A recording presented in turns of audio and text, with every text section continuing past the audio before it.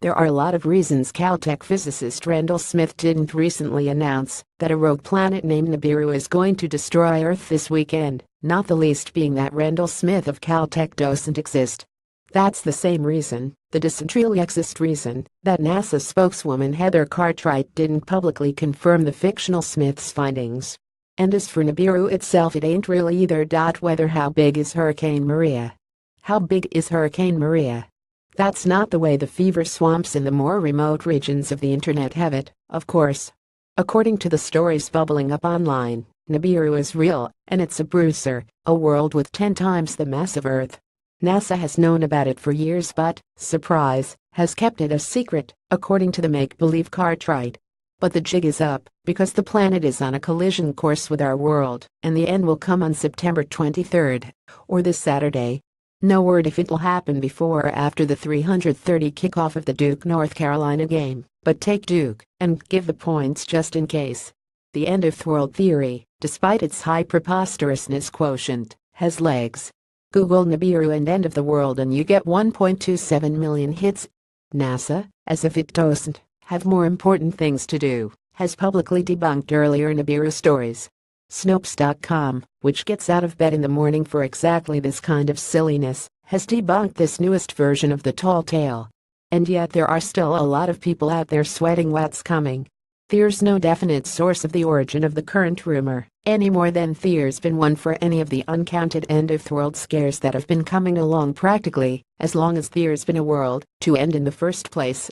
Nibiru does sound suspiciously similar to the informally named Planet 9, a theorized planet announced last year, which may orbit the Sun at 20 times the distance of Neptune, and, like Nibiru, have 10 times the mass of Earth.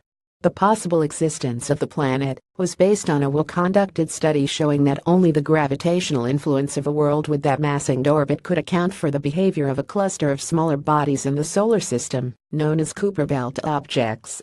Giving more explicit voice to the warnings of a Saturday checkout time for all of us is conspiracy fabulous David Mead, whose YouTube video making his and Disney case has amassed 3.2 million views so far. His reasoning, such as it is, has something to do with the Bible, something to do with the number 33, and something to do with the pyramids in Giza, Egypt, because, why not? Oh, and last month's total eclipse is involved too because, well, it was just laying around, and you don't want it to go to waste, do you? Other faux sources, notably NEWS4KTLA, the 4 call letters were snatched from a legitimate Los Angeles station, picked up on Mead's tale last year, and that account is being folded into this year's 2.0 version. All these rock-solid sources notwithstanding, you can probably feel safe keeping your Saturday plans.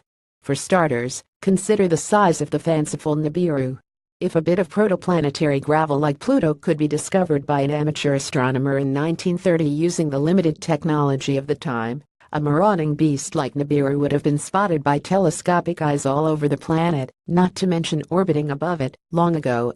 What's more, a great flying world with so much mass would exert a powerful gravitational influence on anything around it.